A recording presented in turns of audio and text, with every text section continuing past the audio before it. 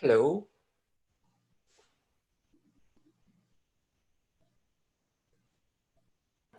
Hello, is that Steven. Steven? Oh, hello.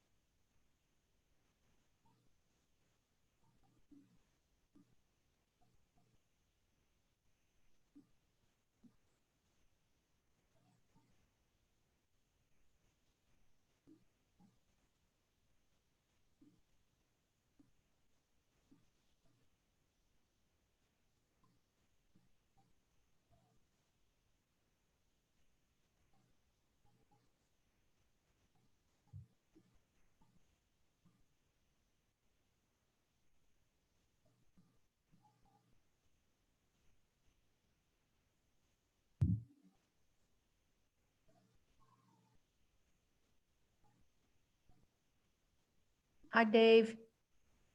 It's Vicky.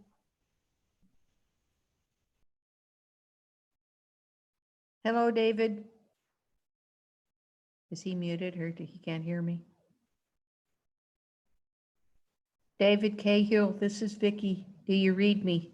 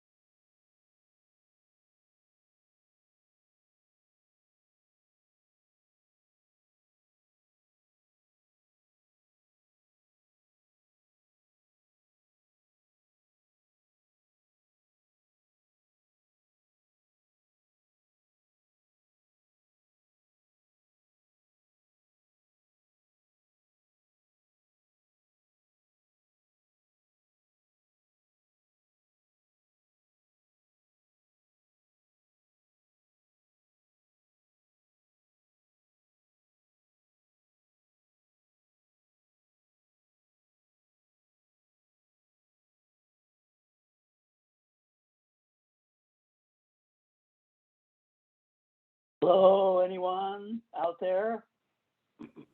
Hey, David, it's Vicky. How are you? Hi, pretty good, Vicky.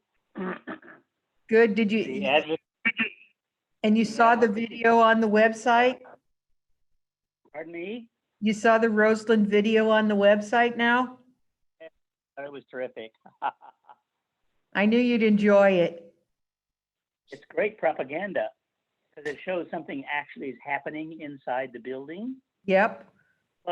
Really fun with jazz background. I know that was Bruce's idea on my team. Mm-hmm. And, you know, Well- as you saw the telecom focus was them pulling the fiber into the building. So, Yes. So I assume it's a regular part of the construction to take photos like the ones that were used in that process. yes. Hmm.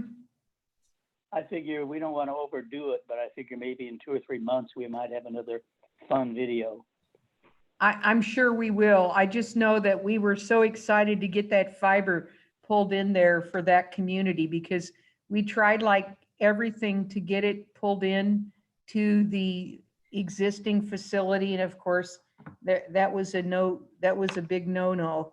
So now, Yeah, so now we'll have really high speed in there for both the public and the staff. And then, you know, of course, as time goes by, we'll get the Wi-Fi access points put in and everything like we do every other branch. And that's really, really exciting because that branch, we started, you know, we're sort of planning the upgrades for the other branches to go a little bit higher speed.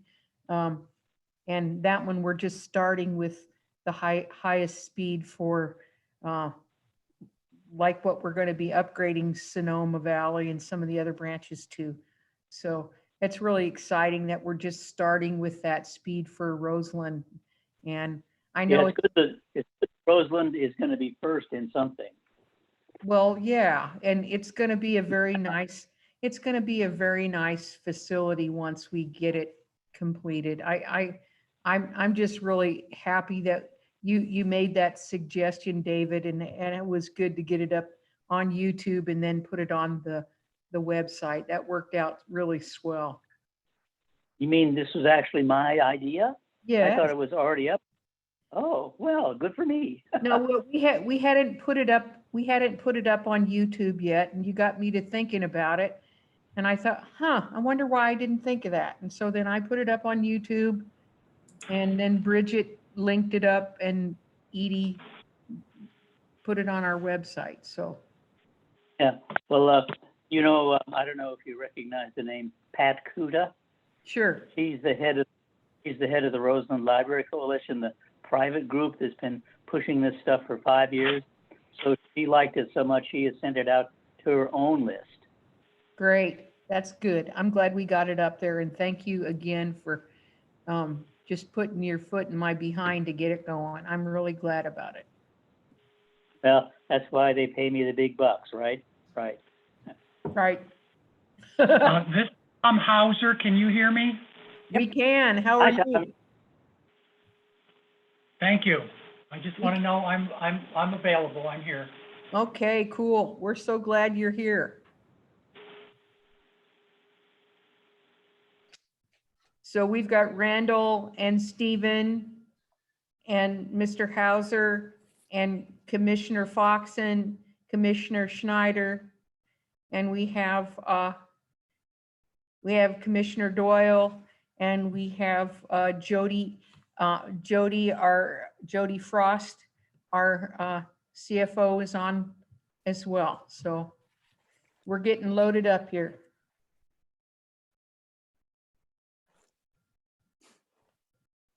I'm gonna mute myself.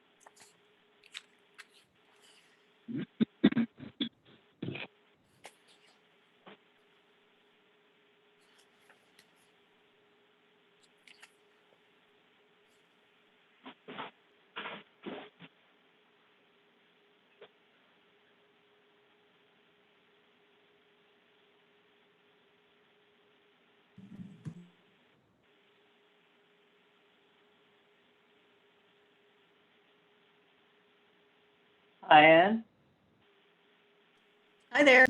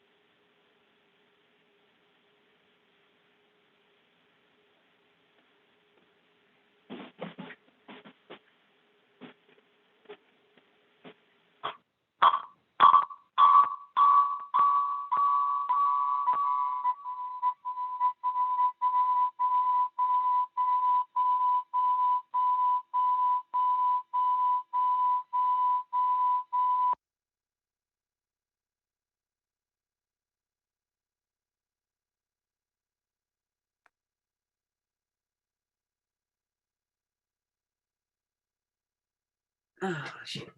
It's 6 o'clock and I'm calling the meeting to order.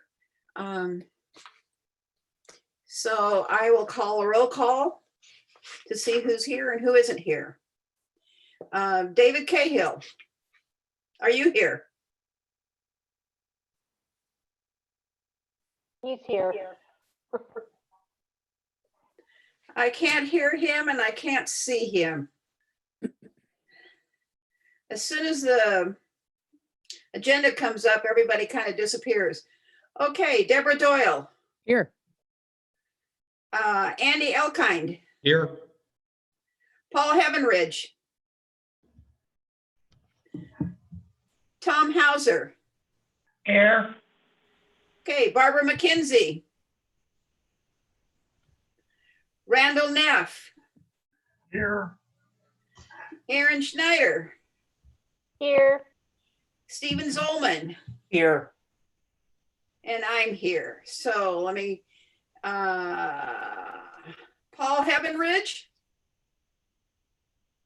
And Barbara Paul. McKenzie. This is me. Okay, so Paul's here now, okay? And Barbara McKenzie? Okay, she's not on yet. She is not on yet, Reese. Okay, I'm sure she'll be coming. Okay, are there any announcements that anybody would like to make? Deborah? Oh, No. okay. And you'll have to speak up because I only could see 5 people and one of them's myself, so that sort of eliminates everything. So, okay, I have a couple of announcements. I have been asked by a couple of the commissioner what's happening with the audit, so I thought I would explain what's been going on with that. The audit generally comes out sometime in the fall or early winter at the most, at the latest. And this year, it did not come, obviously. We had CFOs that were on and then left. We had interim CFOs, and none of them got it started. When Jody showed up in December, it was in the first third of the month, I believe. It hadn't been started. A month or a month and a half later, she found out that we were supposed to have an audit. And she was working with virtually no staff and just trying to keep the library going. She did not know the infrastructure, so she was having to dig around. Anyway, she got it going. It is in process now, and we should have it fairly soon. And I know this pandemic has kind of slowed things down too. So it is not that we are not being transparent. It is not that we're not doing it. It is that it got lost with short staffing, change of staff, et cetera, and not knowing the institutional structure. So I just wanted people to be aware of that so they could understand why the audit has not showed up. The second announcement I have to make is I'm flipping items 5 and 7.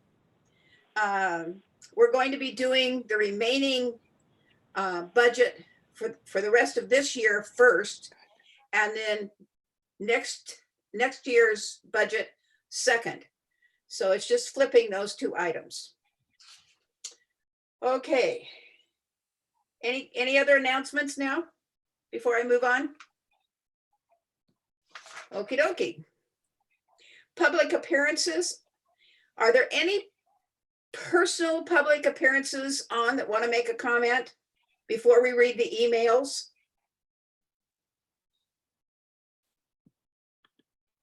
Okay, I don't hear anybody coming on. Vicky, is there anybody or whoever's manning that part of it? Okay, so there are 4 emails that Jane will read into the record. Jane? Jane?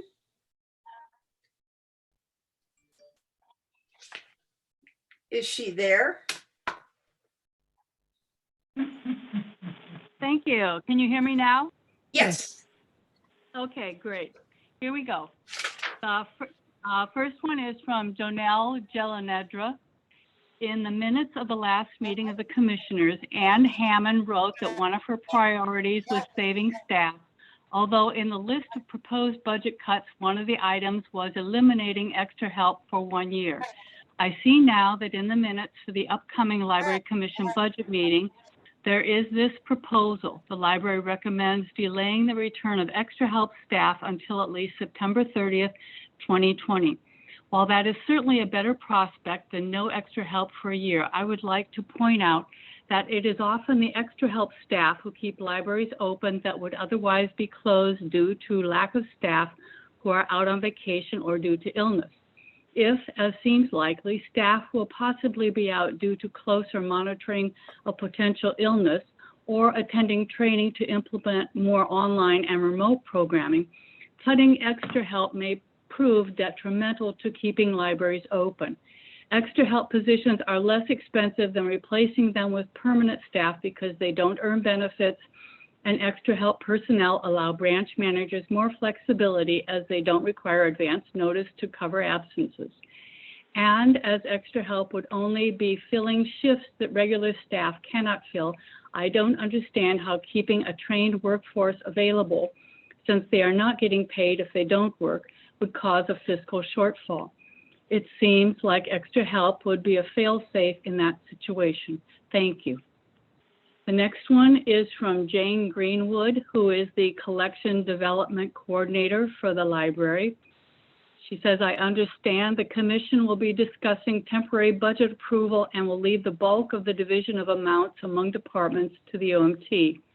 I want to bring to the commission's attention that the scenario as presented, which leaves the library with essentially $4,114,096 to divide among departments and allocates $637,844 to collection services, is extremely concerning to myself and the other collection development librarians at the library. Even though it is a scenario and not a formal proposal for the allocation, the amount listed does not even cover the amount needed to maintain the current level of digital services, including budgeting adequately for Hoopla, Overdrive, and Canopy, our most popular digital services, much less our other well-used databases like Consumer Reports and Ancestry.com, etc. I think it's short-sighted to assume patrons won't be interested in new tangible print materials and DVDs once reopen. The success of current curbside pickup programs at Newport Beach Public Library and Jackson County Library District in Oregon, just to name a few, indicates patrons are still interested in print resources. We continue to get patron requests for print materials while we are closed. Administration never mentions library collections in their priorities, even though it is a core value of library services and collections, and expanding collections is one of our primary goals in our current strategic plan.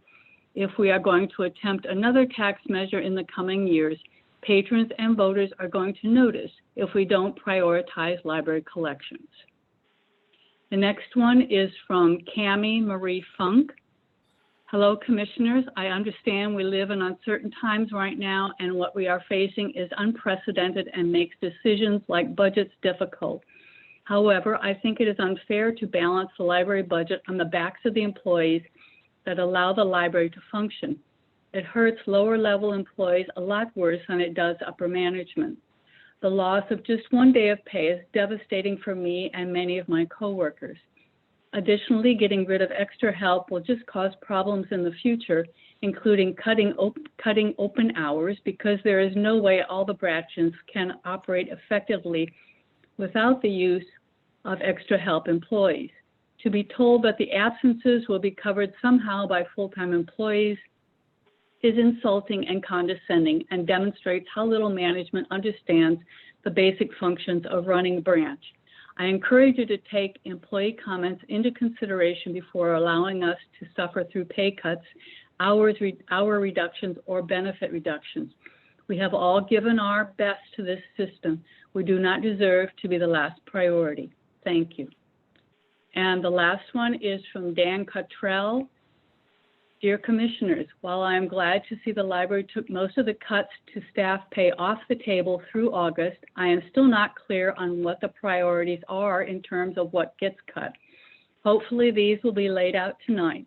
I recognize the unusual circumstances and appreciate the hard work done by Jody in particular in preparing these documents given so little time on the job, but this has not been as transparent a process as it could have been. In uncertain times like these, people justifiably feel the need for extra transparency in conduct and clarity in communication. And I know many staff members feel like we haven't had that in these proposals so far. I am also concerned by the fact that the ideas for cost cutting and programming solicited by Anne were posted on the intranet without being made anonymous. Many of us in the library value privacy, confidentiality, and consent, and I feel that releasing this information with no apparent effort to summarize or anonymize the ideas does not live up to those values. Thank you. And that's all that we have. Thank you. Okay. And I will once again ask if there is any public comment. And don't hear any. Alrighty. Reese, I joined the meeting. I finally got in. This is Barbara. It's Barbara. You're here now? I am. I couldn't get in. Thank you. Okie dokie. Thank you. Glad to have you. Okay. So we're coming to the library reports, the digital use trends. And Anne, could you give us an introduction to it? Certainly, I'd be happy to. So I'm going to talk a little bit about this report and then lead us into the following discussion. So to start back, I'd like to cast your memories way back to February. The commission outlined its priority areas for the coming fiscal year, and those were open hours, outreach, technology, staffing, and facilities. And then the world turned upside down. And the pandemic and the resulting shutdowns made a lot of our ideas about approaching these priorities impractical, to say the least. So we're currently gathering data, analyzing it, looking at the changing use of patron needs, excuse me, studying very closely the seemingly constantly shifting financial projections. So it's going to take us longer to realize the goals and the plans that we have, but I wanted you to know that we are committed to honoring the commission's and the community's priorities in the most effective way possible, given our constrained budget. So looking at this report that you have here, it highlights a few of the KPIs, the key performance indicators that compare our usage before and after the COVID-19 shutdowns. And you can see the physical item checkouts across library land. It was a growing trend that physical items were trending downward slightly, and digital items were trending upward. Still, the majority, the vast majority of our checkouts were physical items. But as you can see, in March, that dropped precipitously because we were no longer open for physical checkouts. So what happened instead was people who maybe had not yet embraced the digital realm took it up because that's all we could give them.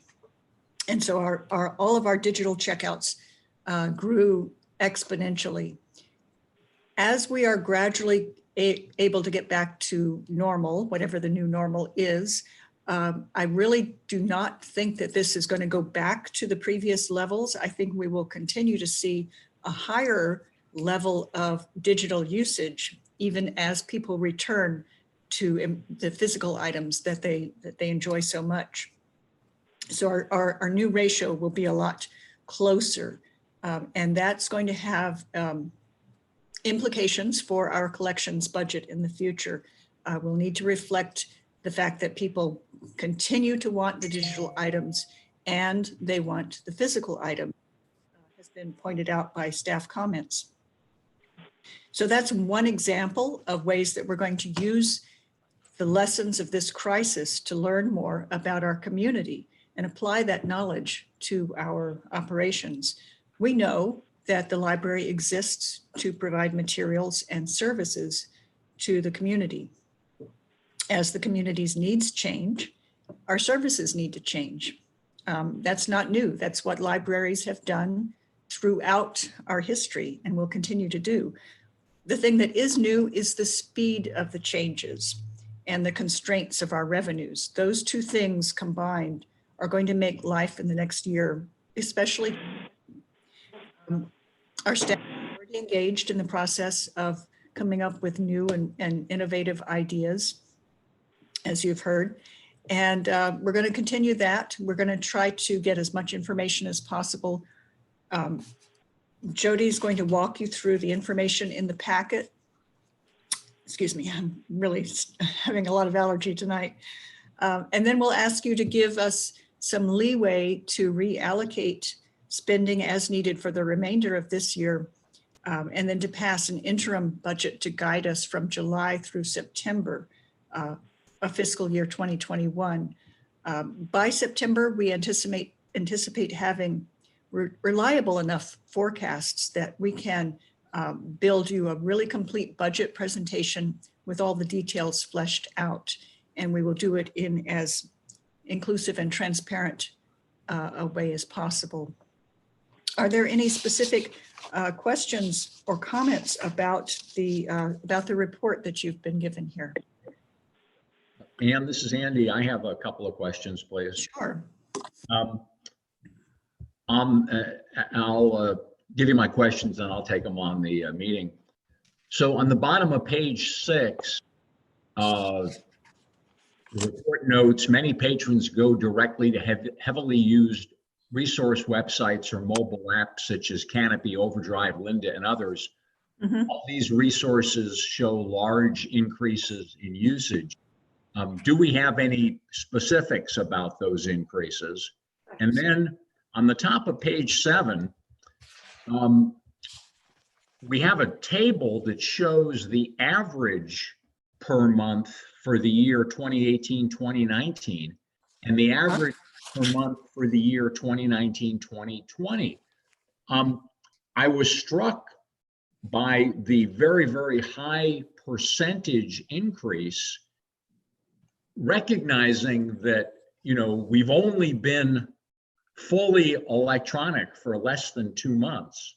So I'm assuming that either these have increased exponentially during this 2-month period, or we were already seeing a significant increase prior to the coronavirus. Can you elaborate on either of those questions? We were seeing some increase, a pretty steady increase, but after the shutdown, you're right, it increased exponentially. A lot of people who had not previously tried Overdrive or Hoopla, et cetera, took the time to do it. And the people who've been manning the, personing the Ask Us service can tell you that they've answered a lot of questions about how to get set up with these services.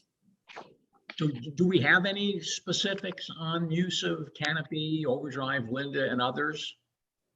Andy, this is Reese. I have seen some. Now I know Canopy increased. The number that sticks to my head is 276%.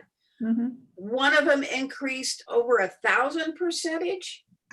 And one of them was around, I think Hoopla was around 800 or so.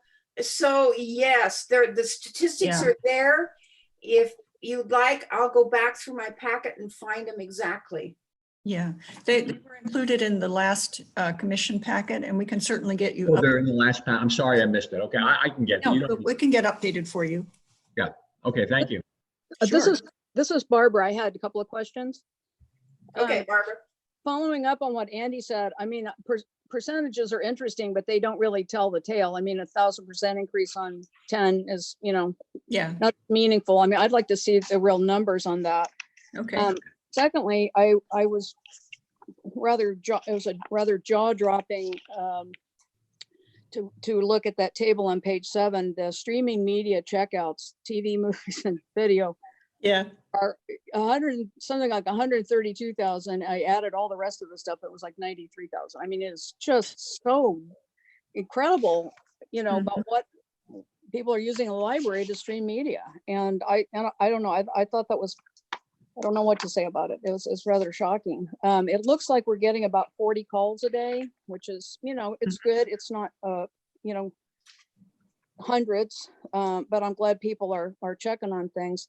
Yeah. And I also was just reflecting today, you know, for all the years that we were we were threadbare and didn't have enough money. And then we worked so hard to get the tax measure passed. And so our whole vision was community center.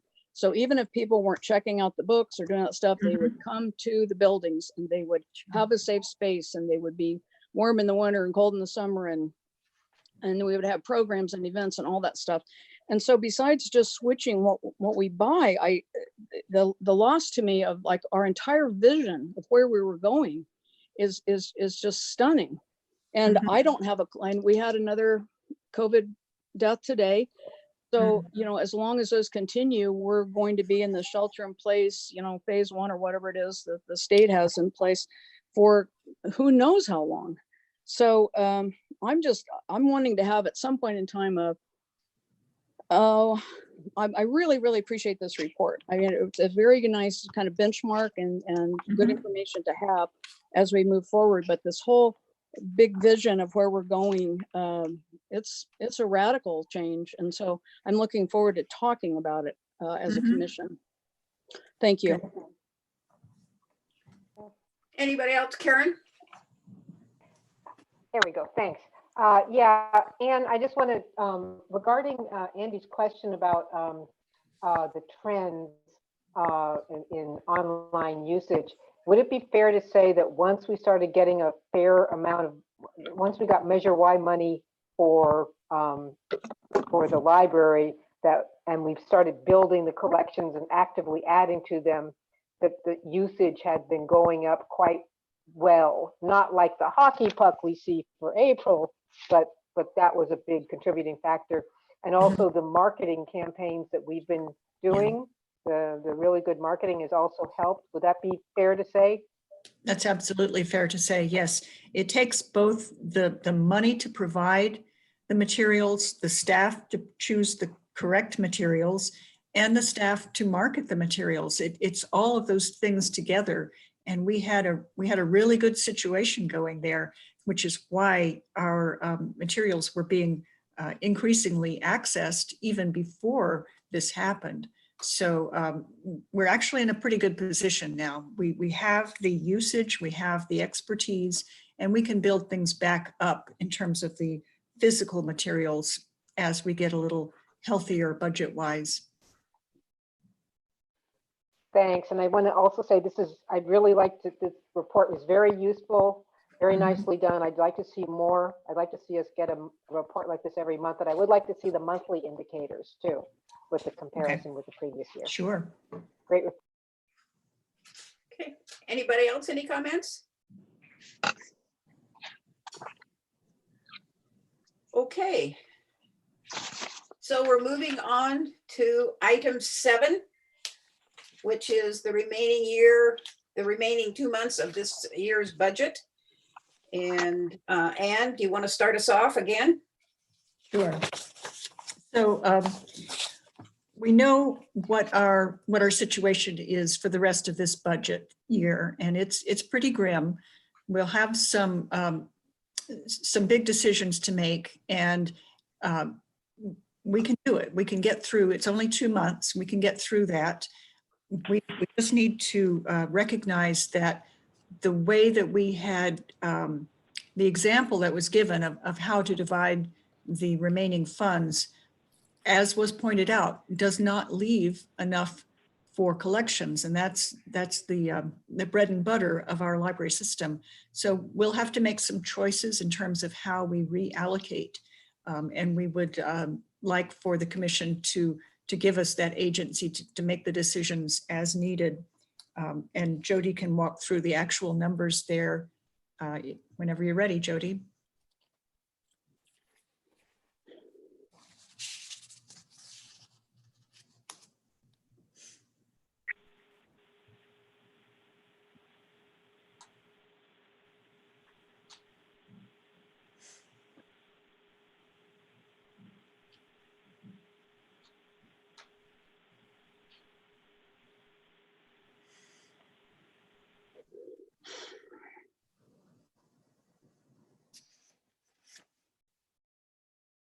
If you're speaking, we're not hearing you.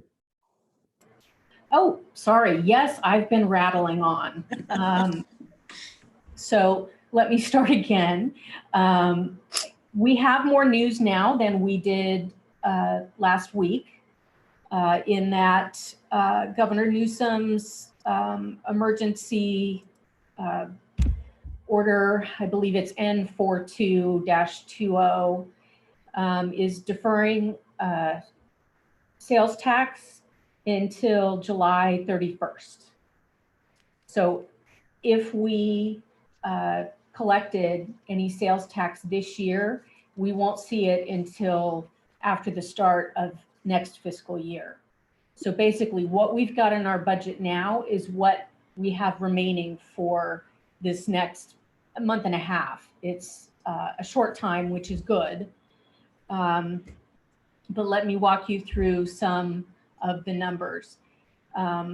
This report was run on May 5th, and it likely does not show all of the expenditures that we've had in April. Expenditures can show up to 2 weeks after the end of the month. And if it was something on a procurement card, for example, that's a 2-month delay. So this chart at the top shows what we had budgeted in property tax for a total of 22 million. What we've spent to date, which is 18 million, and that leaves the 4.166 for the rest of the year. It would have been more, but we had some overspends in our services and supplies. Services and supplies is a big portion of what we do. It includes things like buying our materials. It includes things such as our programming, and then for everything in between that, office supplies, personal car expenses, furniture, all of that. So that's been overspent.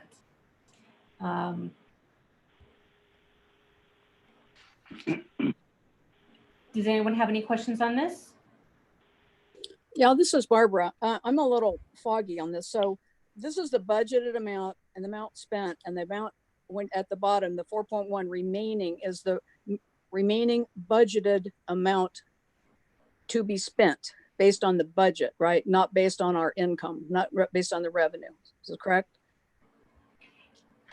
Yes, it's what is remaining in our budget. However, on the next page, we'll look at the property tax revenues.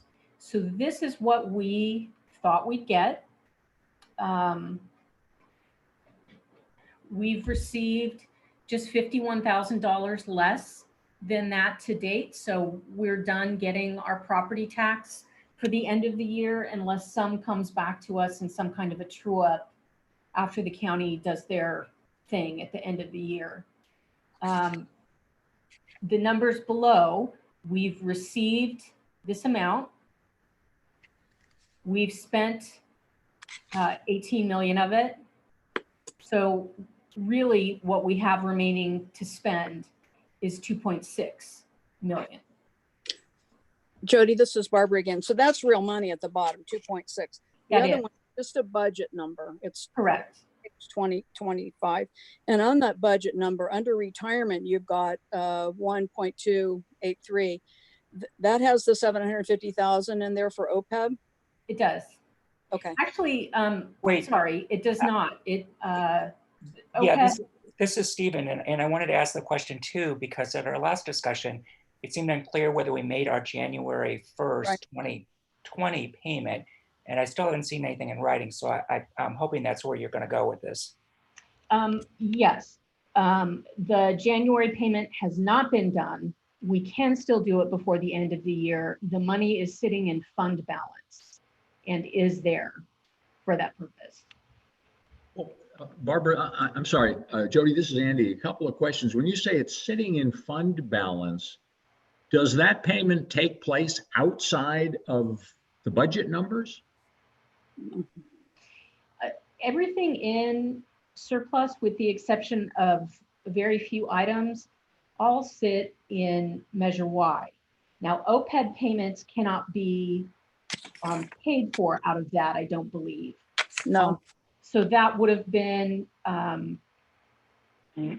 established in the property tax, whether they had a rollover to budget the money that way or not. But it's in our budget. It's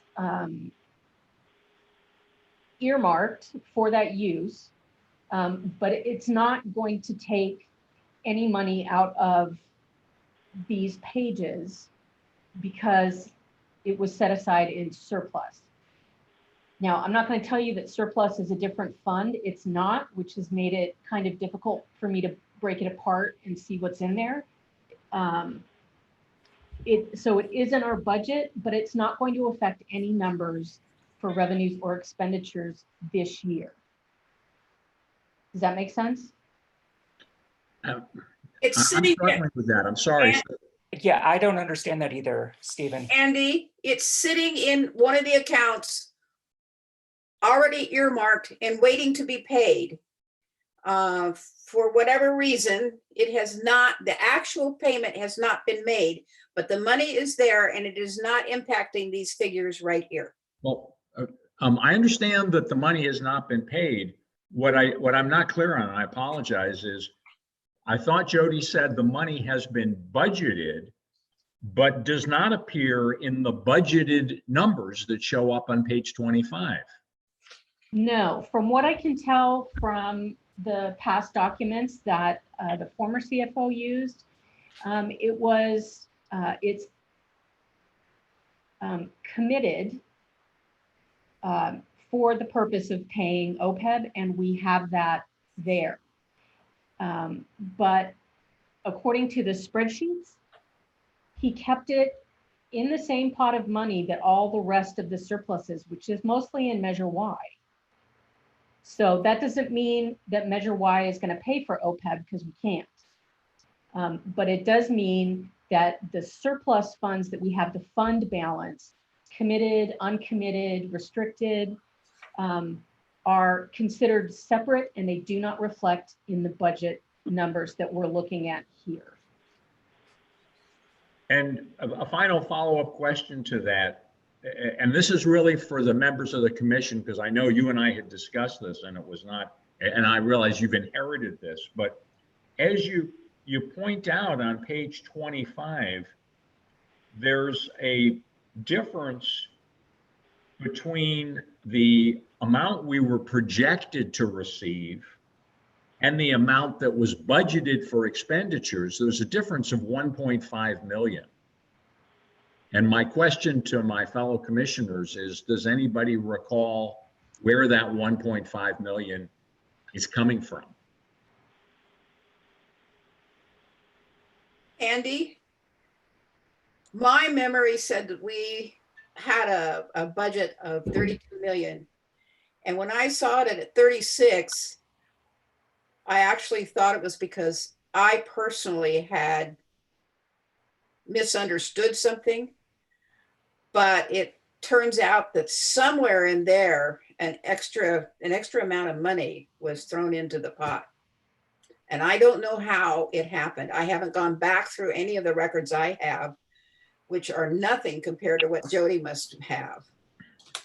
So yeah.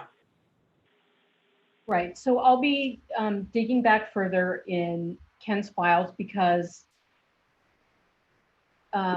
it appears that the commission approved budgets, both property tax and sales tax, amounts that were over budgeted in expenditures by at least 1.5 million. Now, I know, and I'm sorry, it was budgeted over what we expected to receive.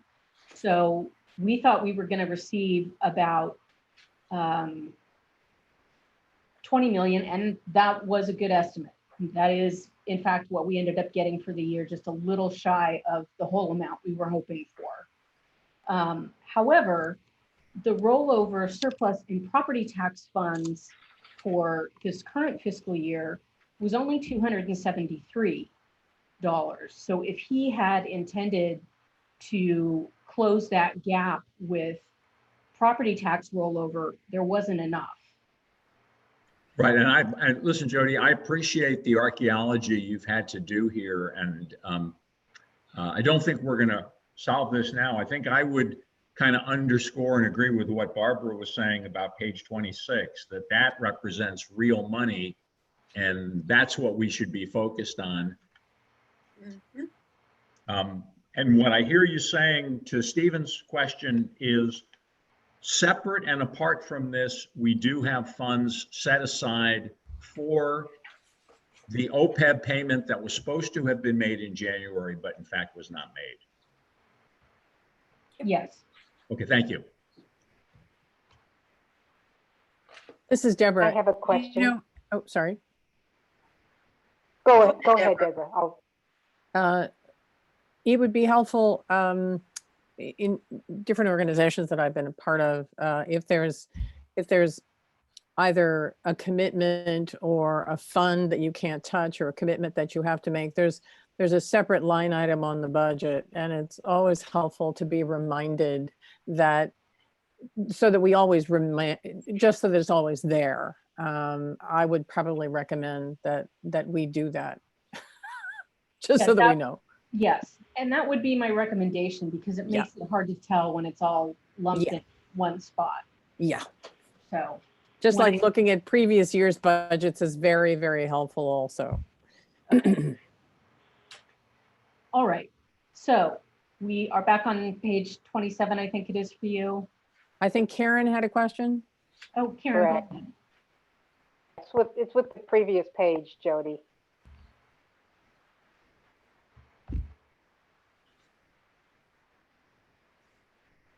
Go ahead. I can't hear you. Can't hear you. Sorry. Sorry. So we overspent by close to $1 million in services and supplies, it appears. Is that correct? That is correct. So where did we overspend? What departments are overspent? And particularly as we go into very tough times, how are we going to prevent that in the future? Well, what I have been told by other members of the OMT was that they never knew what exactly was in their budget. They just kind of went along and spent, and if there was a problem, the last CFO would, see if he could find it somewhere else in the budget. But they basically would just keep spending because they didn't know how much they had to spend. This year going forward, each division is getting a page that lets them know how much money, which areas it's allocated to, and we have moved the purchase of office supplies will run strictly through budget and finance so that we can track and not let that go over. And then they'll get monthly reports going forward from there. They'll also get a key which shows them what codes to use when they're asking that something be charged to a particular thing, a particular account, and those will be what they are limited to charging to. We've had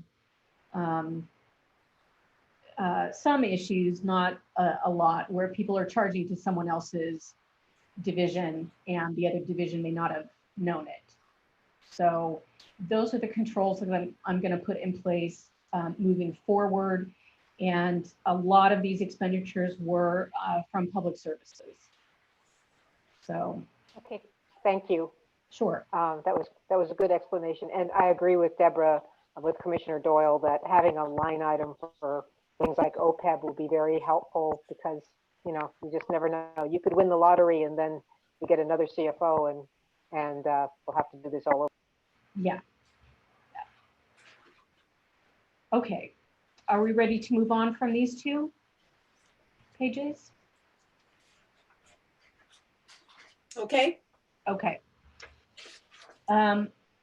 So this looks at our expenditures in sales tax.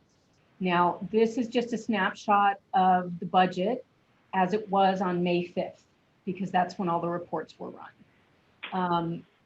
We budgeted an amount of 13.95 million. However, we only actually expected to receive 12.6 million.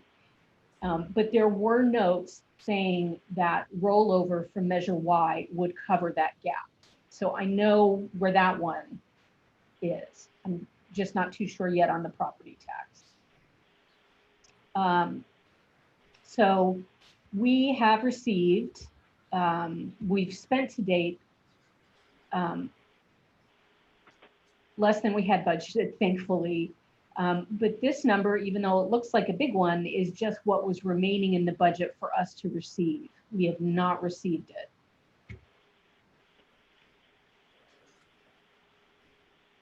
So that's you can see in the paragraph below, it's a gap of 4.8 million that we won't be receiving.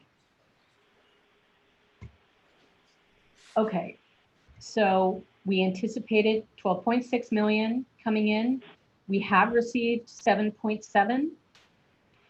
And what is remaining is 4 million 0.8. Now, again, that's the revenue we were expecting in the budget. Now we know no more is coming.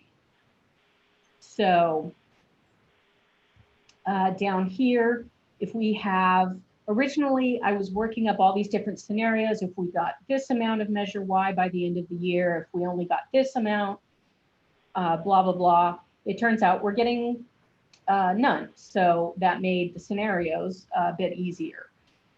With no more Measure Y coming in, this is the amount that we've received to date. As you can see up here, we've spent 6.3 to date, which leaves us 1.4 remaining for the rest of the year. Okay, then we started looking at areas that we have to have at the library to kind of keep the lights on. And I think you've seen this list before. It includes salaries and benefits, rents on our buildings, janitorial service. And the janitorial service, while they're not going into the branches to, empty the garbage or do what they would if the branch were open, what they are doing inside is deep cleaning to prepare the branches for reopening to the public. So this number is not going to change, I don't think. Then PG&E, security, the telecom lines, and communication expense.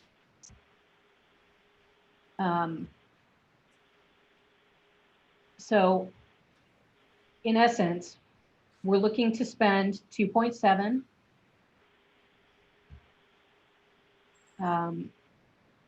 million. The library had 2.6 remaining in property tax and 1.3 remaining in sales tax. That makes an amount of 4 million, just a little over, to spend for the rest of the year. So then here's that again. This is the amount that we have left in property, the amount we have left in sales, which leaves us with this. When we subtract the 2.7 from the previous page that added up under the column of the things that we need, that leaves us with 1.3 million for the rest of the year. So if we feel we need more, one of the actions we could take would be to use the unspent capital surplus. These are specifically projects that are probably not going to happen for a variety of reasons, but it's landscaping at the branches, facilities assessment plan, a capital campaign fund assessment, and then fund development support. So we could scrape that 470 off of those projects with your permission, and we would have 1.7 million remaining for the next month and a half. I'm sorry, Before you Joe. go on. Go ahead.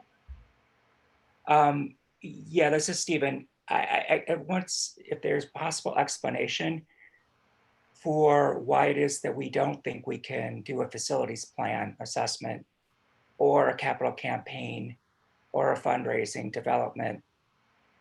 Why we think, what the rationale was as to why these could possibly be cut.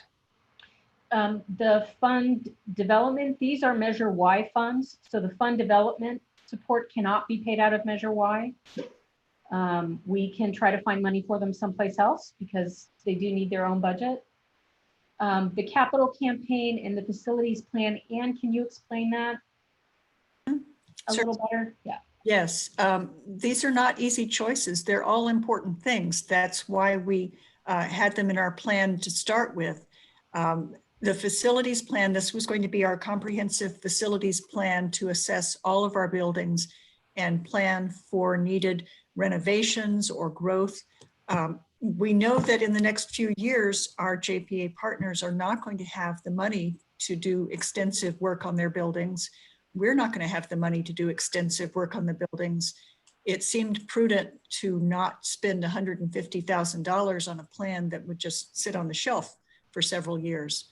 So we'll hold back on that. The capital campaign, we are definitely going to have to go forward with that at some point. But right now, I believe that money could be better spent in other ways, such as, shoring up our materials, et cetera, for the rest of this fiscal year. And the same thing with the landscaping. We were trying to be good partners with our JPA cities and help them with landscaping, with maintaining the buildings. We feel it's more prudent right now to pull that back into our operating funds. It's not that we're giving up on it, it's just that we need to pause on things of this nature. And can I ask you a question about that? This is Barbara. Does Certainly. that landscaping category include the painting? No, the painting was in a separate category. Okay, so that's still, if a commitment has been made, we would keep that commitment. Exactly, yeah. Okay, thank you. This is Andy. I have a question here. I mean, I think we could discuss, the rationale behind this, but my question is, I don't see any of these items appearing in the expenses on page 29. No, these were items from the Measure Y surplus. So they were on the surplus spending plan that was approved, I believe, in December. Right, but my point is, if we don't do these projects, we don't get to add this money back to the difference that's remaining between what we have and what we're saying we need to spend. Let's just talk about dollars here. We're clear on the fact that we have 2.6 million remaining in the property tax fund, 1.4 million remaining in the sales tax fund. That's the total money that we have. And on page 29, we see what the library has identified as some necessary expenses to keep the lights on. That's $2.7 million. The difference between that and 4 million is 1.3. Saying that we're not going to spend money on other things doesn't increase that difference. We're still left with 1.3. And the question is, how do we allocate it? I don't see how putting these other projects on pause increases somehow the money we have available to 1.7. If I can speak up, Mr. Reese, did I understand you to say, Jody, that this was in surplus money, Yes, surplus Y money? Okay. yes, from, it's a combined surplus amount from both 17-18 and 18-19. Okay. So are you saying, Jody, that the 1.5 million in surplus that had been budgeted, the 1.5 million surplus Measure Y funds that had been budgeted is available to us in addition to the difference of 1.3 million or 1.4 million? Some of it is. Some of it would be, yes, but that would take action on your part to approve it because it's already been committed to these various projects. If we want to look at what we could do with just the 1.3, not removing any of these projects out of where they're currently sitting in the surplus, we have our 2.7 up here to keep the lights on, and then we have some needs below. This 588,000 is not only for continuing the subscriptions that we already have for people that are checking out e-material, but there's also some book expenditures in here that were ordered before everything shut down. And so we've not been able to receive them yet. So those are bills that we know we're going to have to pay, and we want to keep that those media outlets open for our patrons. Usually one of the library's biggest programs that people look forward to every year is the summer reading program. Rather than cancel it entirely, our folks have worked on making it a virtual summer reading program, which costs much less at $25,000, and some of that is set aside for the marketing of the event. And then we have PPEs as we continue to bring people back to work. We are going to need those on hand. And then there were some small contracts to carry on for marketing that were already in place. So that leaves, that's a total of 639. So 639 from the 1.7. Well, if we didn't pull those projects out and just use the one. Oh, that's right. 1.3. Yeah, then 292.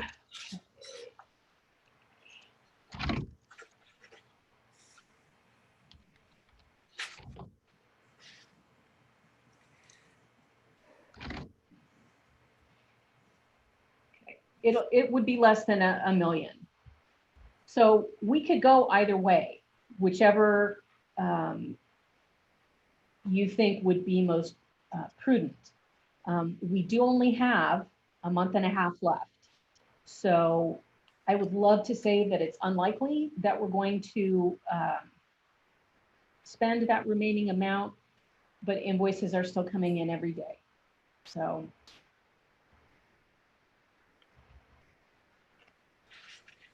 Okay, so what you're saying is that with the amounts for the rest of the year, that's 1.3 million. If we do not take the 470,000 and move it into our, usable, whatever you want to call it, then if we don't do that, we'll end up with 680,000. Yeah, 292. If we take that 470,000 and add it to the 1.3, then we'll have 1.7, and we'll end up with 1.1 million left. So it's our decision is what kind of balance do we want to have at the end of this? Do we want to work it down to the less than $1 million, almost a $500,000? Or do we want to have a little more than $1 million? And that's what we need to look at and okay this budget with changes that are suggested, or look at this budget and not okay it and come in with just slightly over a $500,000 at the end of the fiscal year.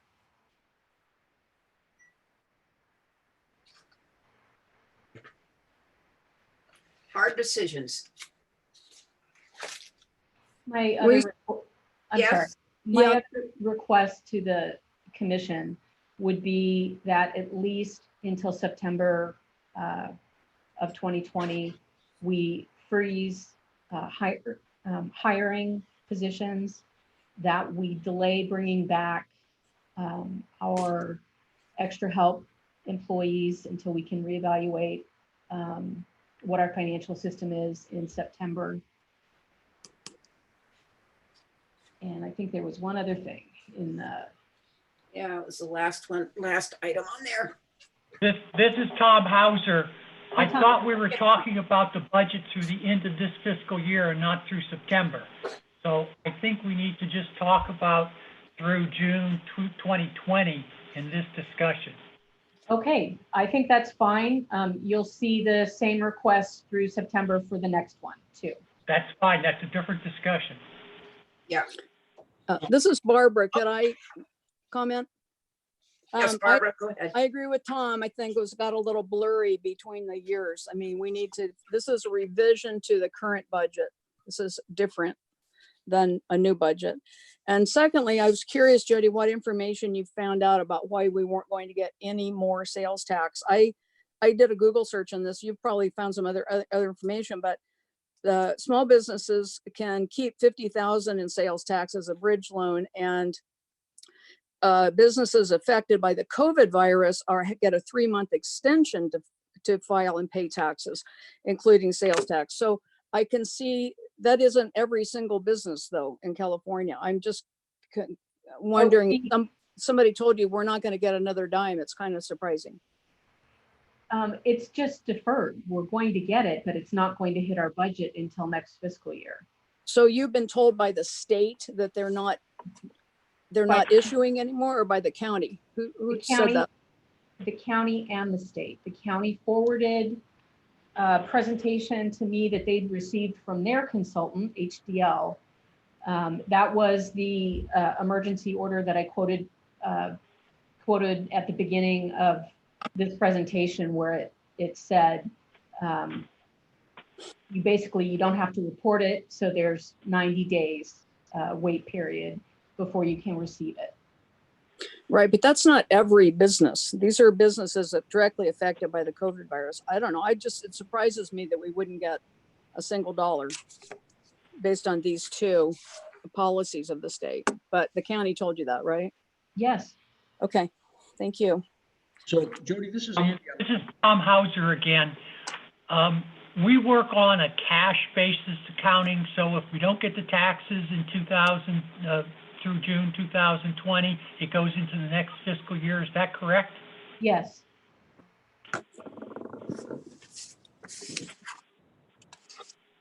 Can I clarify something for myself?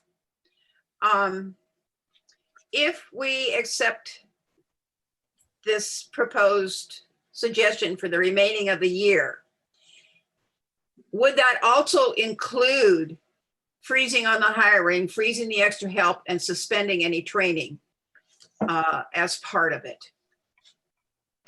Just for the next month and a half. Just for the next month and a half. On this. And then we'll talk about that again in the other thing. So that would actually be part of this. Okay, it's not dollar-wise going to affect the budget, but it just, other than the extra help, but yeah, okay, I got it. Thank you. Okay, this is Tom Hauser again. But I think Exact question, and then I have a are question. the items being asked to not approve for the rest of this fiscal year. We have extra help, We have new hires we're freezing. We're freezing these capital expenditures, except for Roseland, I think it is. Correct. And then we have 470,000 of unused fund balances. Yes. Is there anything else we're being asked to approve at this time? Suspending the training, I believe, is also part of the freeze hiring, freezing the extra help, and suspending the training. And then That part was specific to travel to conferences, et cetera. Training will be performed in-house, and there's some training modules that have already been purchased. So it won't be completely suspended, it's restricted. Well, how much are we have to have a number or something like that. How much are we being asked to suspend? We originally, our entire training budget was 143,000 divided among the divisions. In this case, I would keep out 43,000, and that would go into HR since they're managing and presenting these training modules. So we're suspending 100,000 of training. Yes. Thank you. And I think, this is Steve, I think Andy had a question, then I have a question. Stephen, go ahead. You've been very patient. I'll go after you. Thanks. Well, thank you. But I just really want to clarify with the training part, no substantive training will be canceled between now and the end of June. Is that correct? The required trainings mandated by the MOU. So things that are legally required will take place. And we will do some training regarding the personal protective equipment and safe operations when we are able to reopen. The things that were already in place will occur, and the things that are necessary will occur. Anything that can be deferred will be deferred. Okay, thank you. Mm-hmm. So I have a couple of questions. Going back to page 31, is the library's recommendation that these projects be deferred until next year? If we anticipate that in the next year, we'll get that much money to make the projects whole again. If we moved the money from these projects and added it to the total remaining for the year, those projects would no longer be funded. So we would then have to take them up again in relation to the 2021 budget. Correct. Okay, and then I'm struggling a little bit with what you see as the expenses between now and the end of the year. So I'm on page 32, and I see a chart at the top of the page that has some very specific projections. Yeah, page 32. Okay.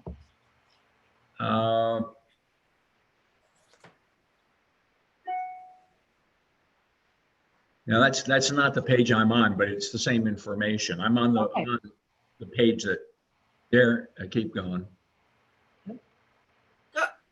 There's it. Okay. Okay. Okay.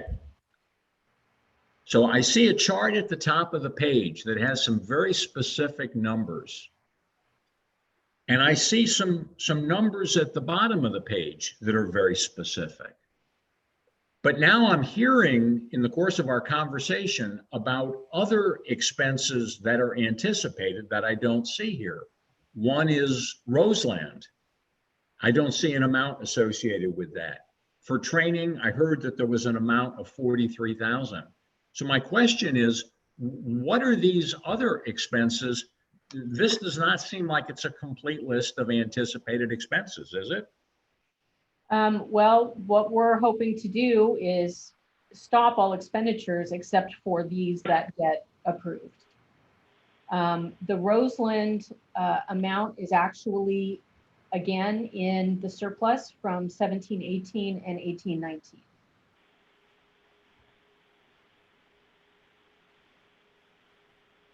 So it would not affect this year.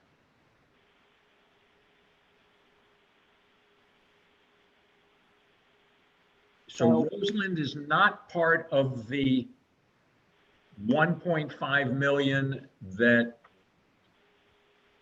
was added to the projected sales tax revenue. And it's not budgeted. I'm, It's budgeted in our fund balance.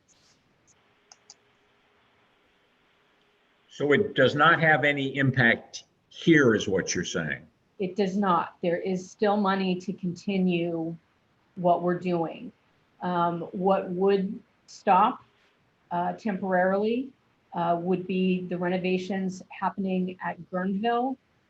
And we just let Petaluma both seal the parking lot and paint the outside of the library because that was already in progress and they didn't want to pull the plug in the middle of it. But the rest of their renovations would be put on hold until next fiscal year. So I guess my question then is we've heard of $43,000 training figure. In addition to that, are there any other expenses in addition to those that already appear on page 32 that are being contemplated between now and the end of the year? Even the PPEs that are listed here, even though we are getting them and planning for the opening of the branches, that's not going to happen until we know for sure when the branches are going to open. In the meantime, the reason I would like a little more money left in the budget is just for emergencies. If a pipe breaks somewhere and our facility staff needs to repair it, things like that that we don't necessarily anticipate, but may come up.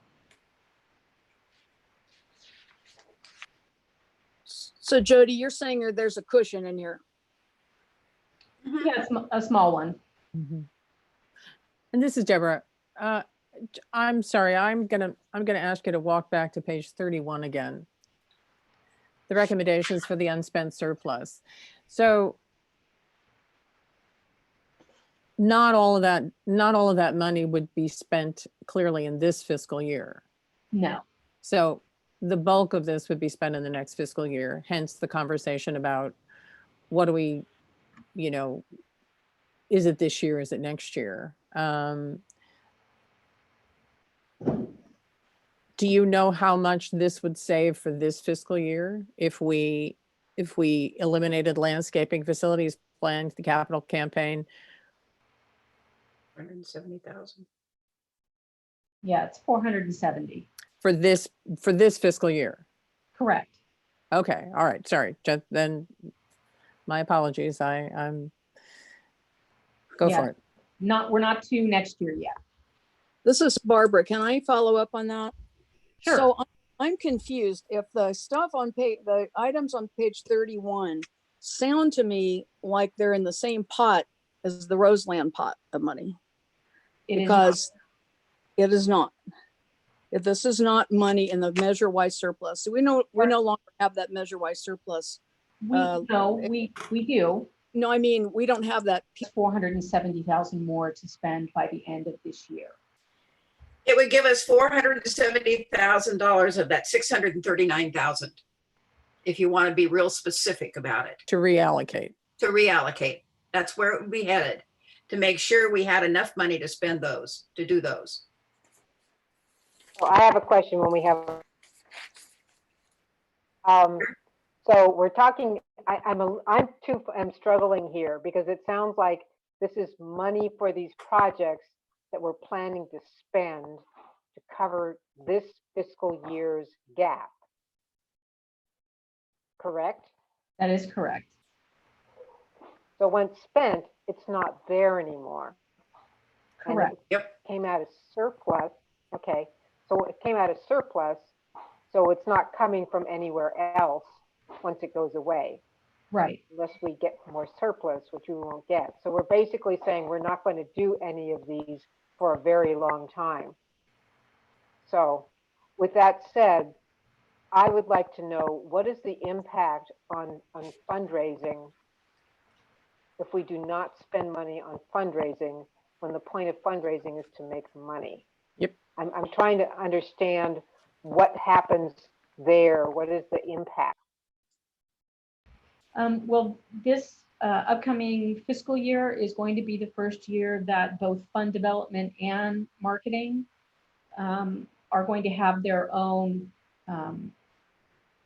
account numbers. Currently, or before, they've been under the executive division, and they will each have their own budget. So whether or not we use that particular 60,000 for fund development will still have a budget in 2021. That's correct. It won't be as generous a budget as we would like her to have, but we recognize that fundraising has to continue. It has to get a good start, especially under circumstances like this. We just can't afford to not have fundraising happening, but we are limited in what we can do right at this very moment. And to address the question of why Roseland is continuing and these projects are on the potential chopping block, Roseland is already in process, and it's something that has been promised for a long time. The landscaping, the facilities plan, the capital campaign, et cetera, have not yet begun. So it was easier to pull back on something that hasn't started rather than to pull back something that is underway. So that's where that came from. Okay. Follow-up question from Barbara. I understand that, and I understand the Roseland and the priority for all that. I was just getting confused about switching these funds back and forth into unspent surpluses and all that stuff. I wasn't questioning the fact about proceeding with Roseland, but I'm still a little bit confused, although it sounded like Commissioner Schneider asked the right question, which is now we're saying that by putting these where we're getting rid of these line items on these particular items, they're not coming back before us for a while. Is that what we're saying? Probably not until our financial picture improved. Right. Okay.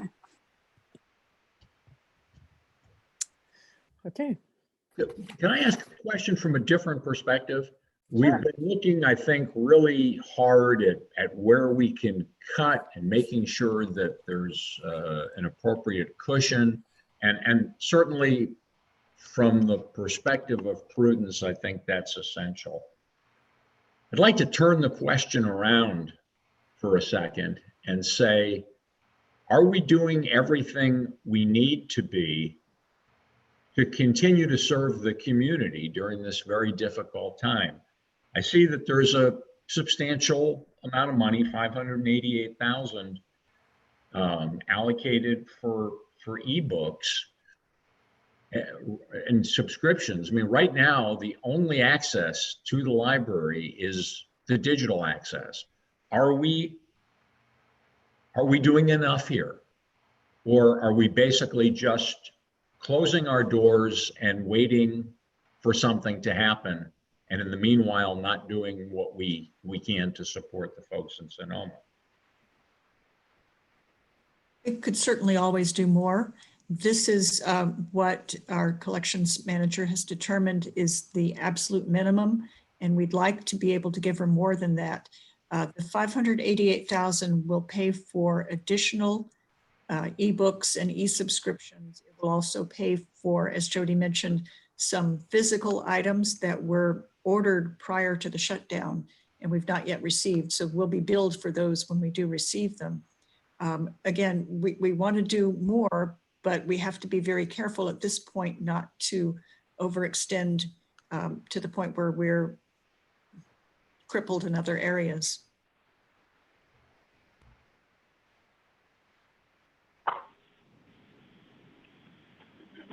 Jody, I have a question that relates to the future. If we have sales tax that's being collected by businesses but not being passed through to us, and we get it in our next fiscal year, that will, on a cash basis accounting procedure, that will mean we'll have more money for next fiscal year and potentially could cover some of these items we're talking about. If next fiscal year's sales tax and property tax isn't too horrendously low. Is that correct? Yes, that is one possible scenario.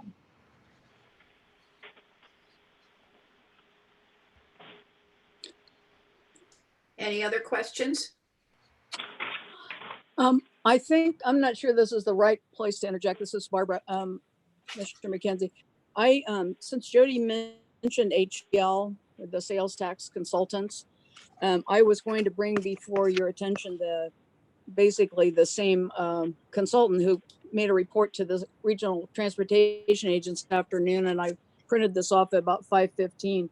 But it has very good professionally calculated sales tax projections for the next 5 years. And this is what the Sonoma County Regional Transportation Authority, they're like us. They have their own dedicated tax measure, Measure M. They're highly dependent on it, just like us. And so these are very good numbers that we can now use to move forward. I think they're the numbers that we need to have. I just wanted to point out something. They're talking about a total impact on this year's sales tax of about 16% and an additional 3.7% next year. So that's 20% next year. The following year it comes back a little bit. The following year it comes back a little bit. The following year it comes back a little bit. But still, even then, 5 years later, they're not back to what they had in 1819. So even though, so we have some, facing some serious numbers, but at least I wanted to submit these to Ann, obviously, and Jody, and then the commission for cogitation. Thank you. Thank you. I'll email it to Ann. Okay. This is Tom Hauser. I think all of us should get copies of that because I believe the Metropolitan Transportation Authority is an organization for that Sonoma County highways and roads, and it's dependent entirely on sales tax, if I'm not incorrect. And so their estimates of sales tax would be this, 5 years. And, we obviously need to look beyond this year also when we do our more formal budgeting. Yeah. Okay. Any other questions or comments? Okay, I need I'm to ready to open make a motion. May I? I have to open it up for public comment in case there's anybody out there who wants to make a comment. Thank you. And then you can, Tom. Is there anybody who wants to make a comment?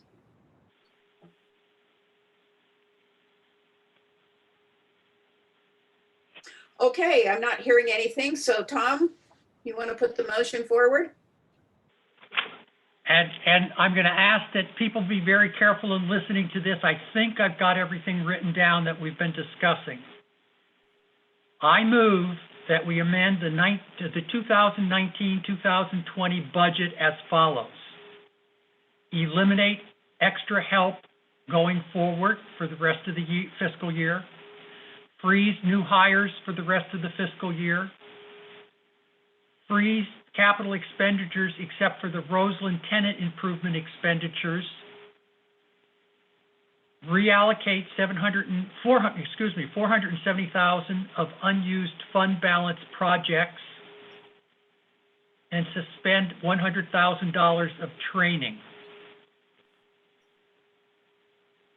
Am I correct? That's my motion. Is there a second, I guess? Okay, Jody, does he have all the I'll second. particulars right? He does. Okay. Then And I'll second the. There was already a second, I think. who seconded I it? second it. I seconded it. A lot of it seconded, I guess. Okay, wait a minute. I'm getting confused with the babble. Barbara, was it you that seconded it or somebody else? I did second it. David came right after me. I don't know if anybody came before me. I just heard Okay. myself. Got it. Well, it doesn't. Okay, so it's been seconded. We'll say it was Barbara, especially because I can see her. I can't see him. Okay, so, May I ask a question, Reese?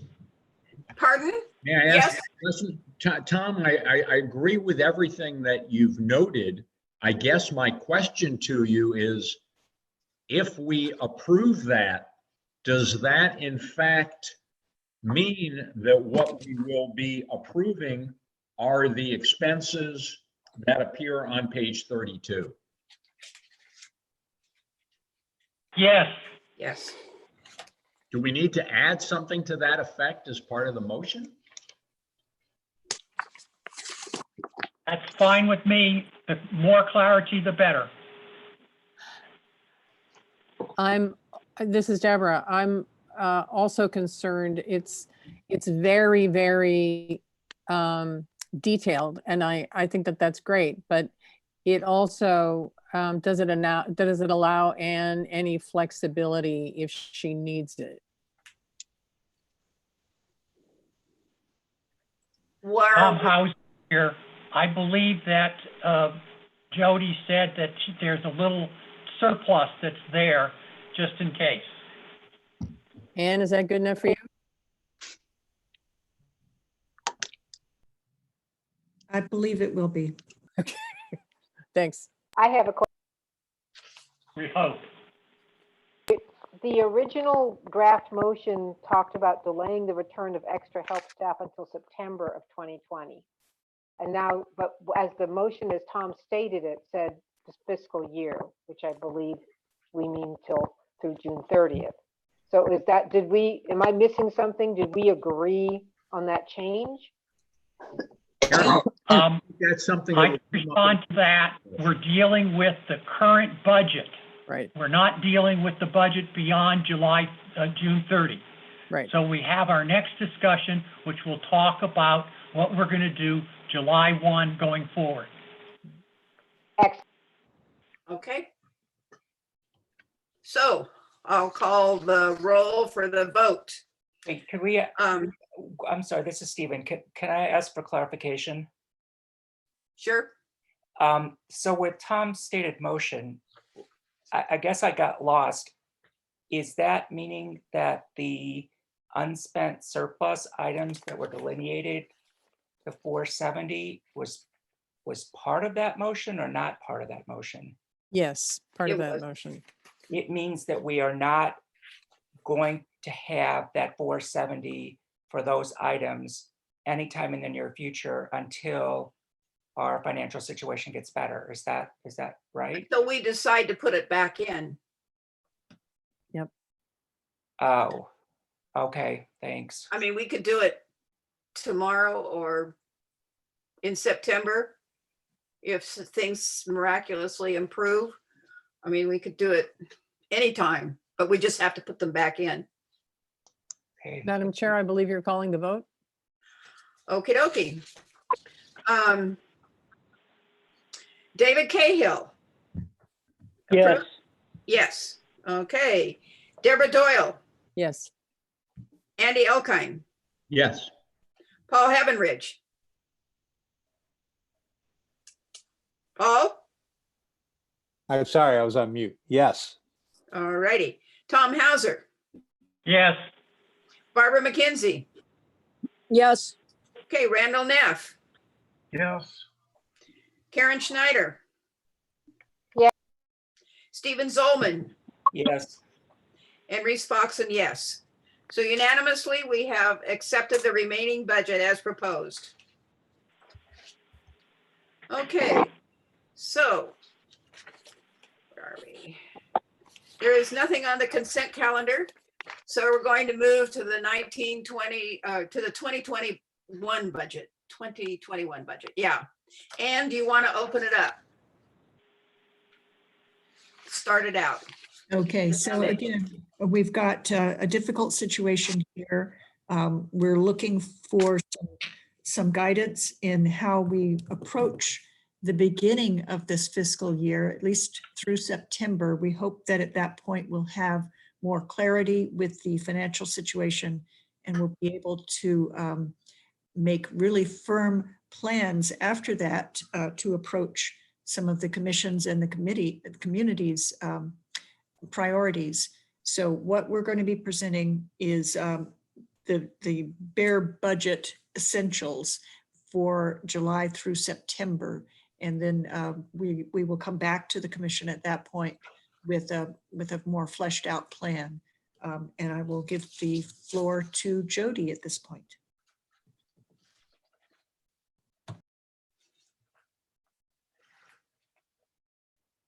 Okay, thank you. I also wanted to say thanks to all of you for your patience while I wrap my arms around this. I think we're looking at some hard times for 2021. And I mean just financially. I think we're still going to be creating amazing programming and be able to serve our community. We're just going to have to get creative about how we do that, I think. So this first chart shows the budget for 1920. So you'll see it for property tax and sales tax. And then you'll see what's proposed for 2021. In salaries and benefits, those went up, each small amounts, but to cover step increases and COLAs. And then here's where we have to take the money out. In services and supplies, last year in property tax, we had 4.7 million. We're gonna have less at 2.9. And no money in capital for property tax. This leaves us with a total reduction of 1.13 for property tax. And that's based on the county's estimate of 1.5% next year, with a larger drop the year after that. Now, the reason that you see the 5% is because last year we knew we would get 20. So we'll hit this pretty close, but I didn't want us to go above this at all. And so I made it 5.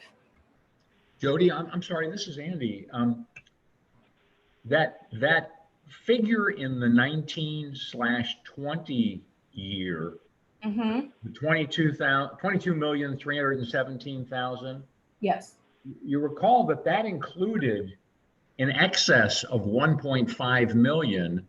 Correct. Above what we expected to collect in property taxes, and in fact above what we did collect in property taxes.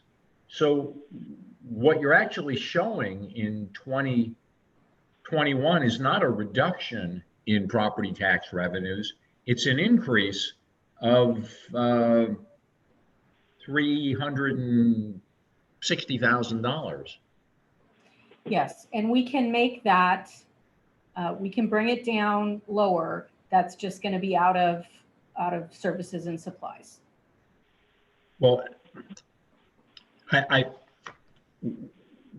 we can talk about where the money's going to go, but I think we have to begin with an estimate of what we can actually expect. So rather than worrying at first about what's going to be cut, I'm struggling to see how we're projecting an increase in property tax revenue above last year, given everything that's going on.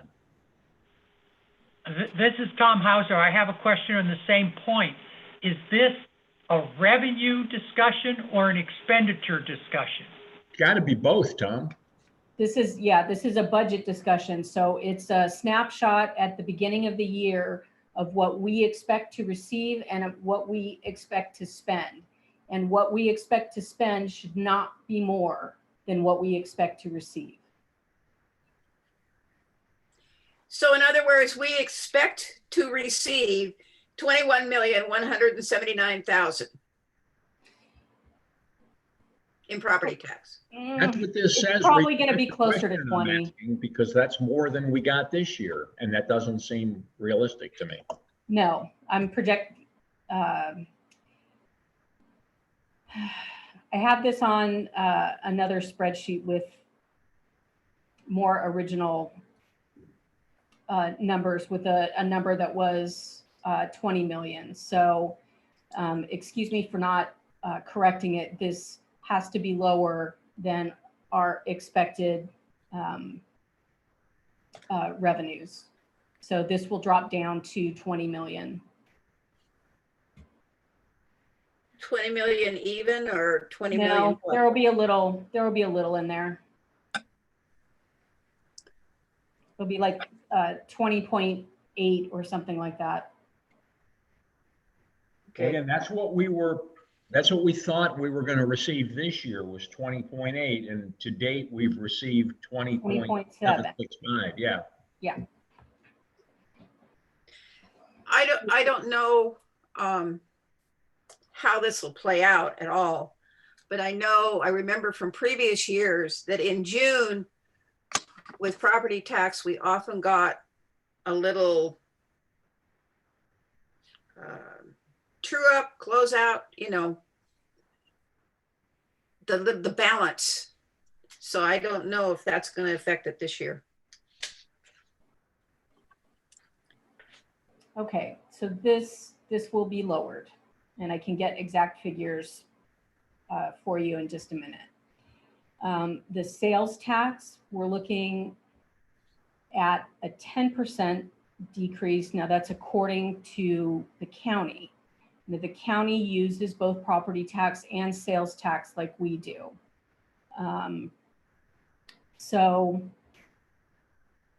Again, you're looking at the increase in salaries and benefits, and then you're looking at decreases in services and supplies and capital. Jody, I'm sorry, this is Andy. I wanted to go back to what Barbara had shared with us, and I apologize, Barbara, because I heard it and I didn't write it down.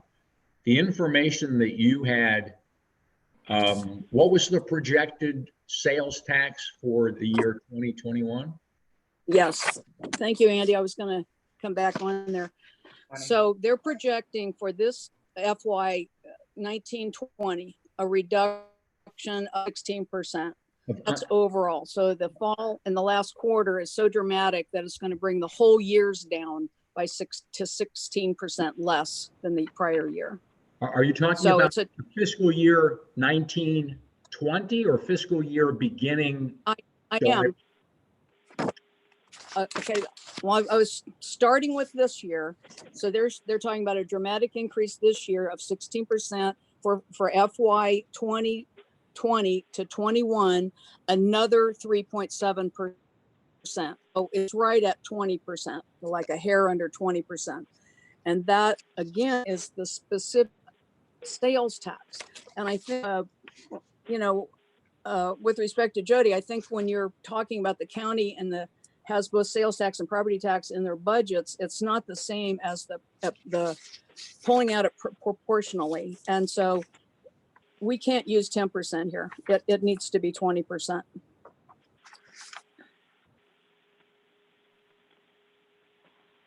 Okay. I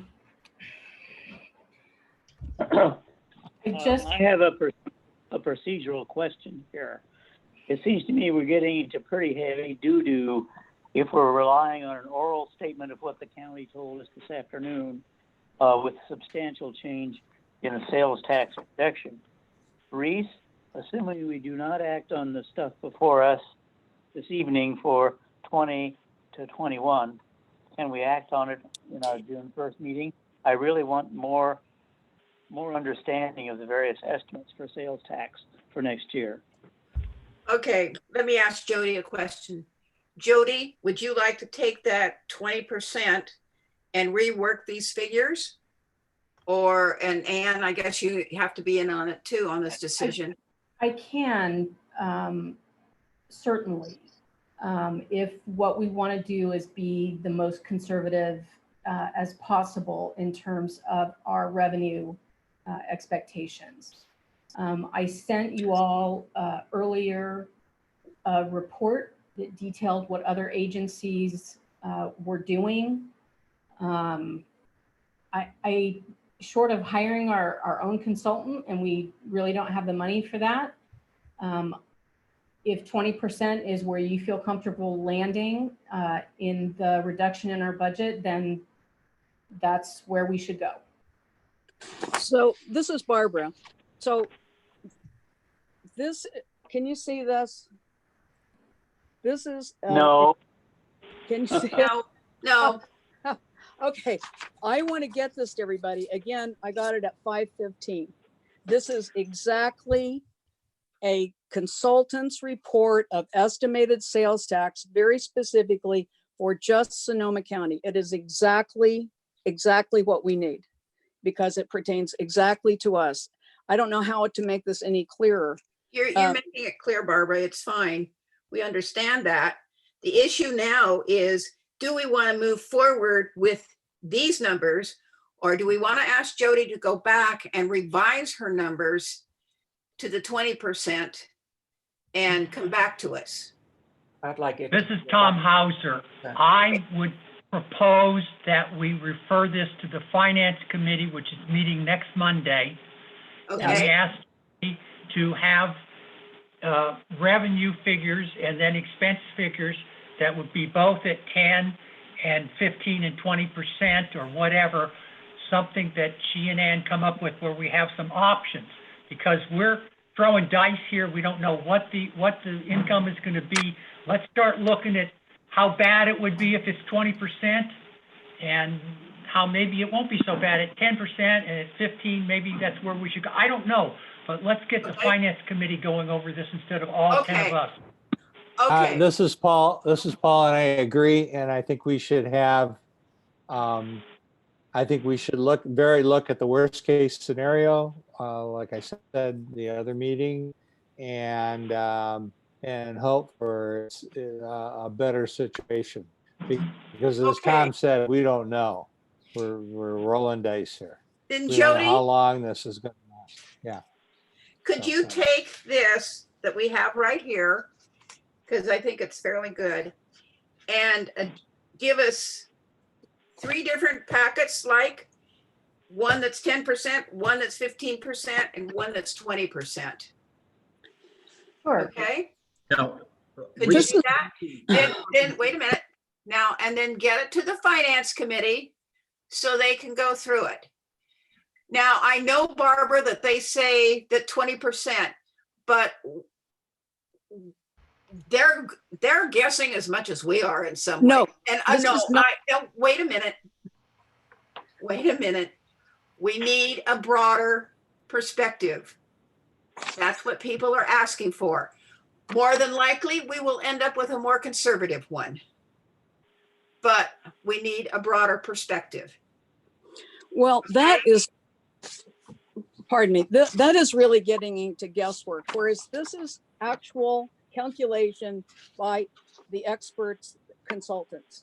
I don't know why we want to have a broad perspective based on our guesses, but whatever. I think, Barbara, the answer is, I don't trust any sheet of figures put together by a supposed consultant.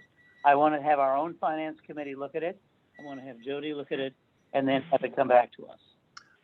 Okay? This is Andy. I would just say that in general, regardless of the expertise of those who prepare projections like this, I think it's always prudent to look at a worst case, best case, most likely case scenario.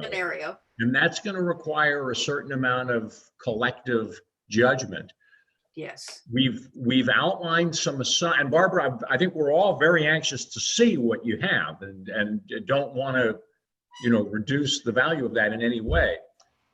While we're making assumptions about sales tax, my question to this group is, are there any assumptions that we should also make about the property tax? Are we assuming that it's going to be the same as this year, or are we assuming that there's going to be a decline? And if so, again, I think we need to look at worst case, best case, most likely case. So do we want to provide any guidance around the those parameters? Yes, Andy, thank you for raising that, because I thought the last time we had this discussion, we were thinking that it would be at least a 5% reduction in property tax.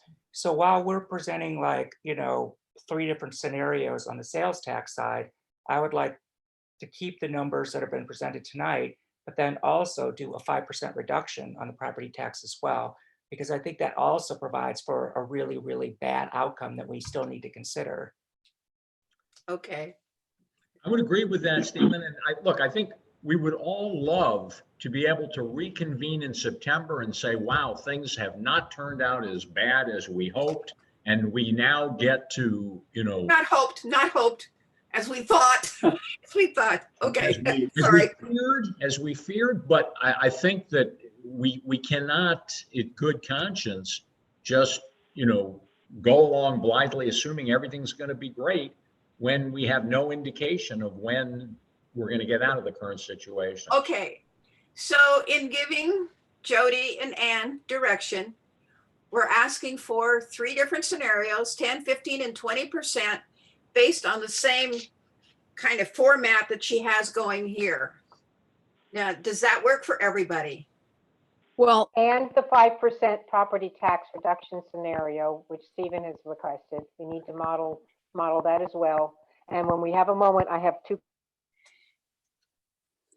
so can I add to that comment? If we're going to have a spectrum, the consultants, the experts say 20%. Let's don't have that be the top.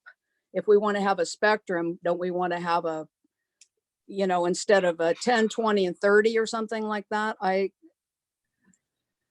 don't think it's going to be under 20. How do people feel about that? Yeah. Why not let the finance committee make a judgment? I don't have the expertise necessary.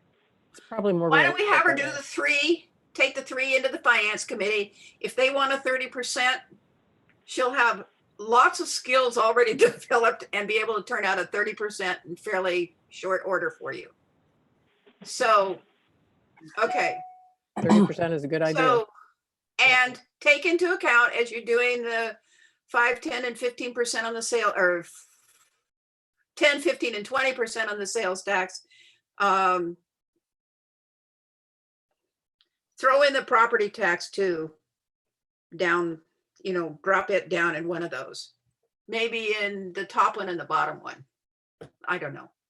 No, you'd have to do it in all 3. Never mind.